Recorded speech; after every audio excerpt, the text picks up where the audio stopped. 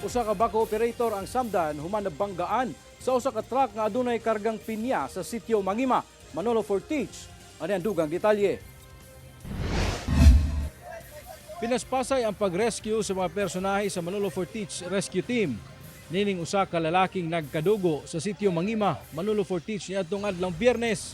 Naigo matud pa ang maong lalaki sa usa ka 10-wheeler truck nga nawad-an og brake sa palugso nga dalan sa maong lugar. Sumala sa Manolo Fortich PNP na ang maong biktima usa kuno ka backhoe operator sa ginahimong road construction project sa lugar. Nagpasilong kuno ang biktima dihang nahitabo ang aksidente. Kining puso truck nga naikarga nga pinya, kargado. Pag-abot din sa sitio Mangima, no, according sa sa driver, nawad-an siya og brake. Munang kanang kurbada diha nga portion nga naay mga scene nga gipang kuran. Naato dito the time ang kanang driver sa backhoe. So kato siya nga mga scene dayon na igo.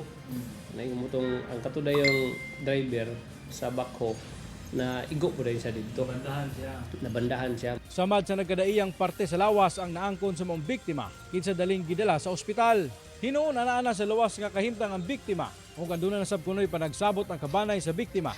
Tali ang tag-iya sa mong truck, pahimangno sa kapulisan nga siguruhon nga anaa sa maayong kahimtang ang mga truck o sakyanan aron malikayan ang susamang disgrasya. I-shoulder sa tag-iya sa puso truck ang iyang bili nga mga gastuhanan.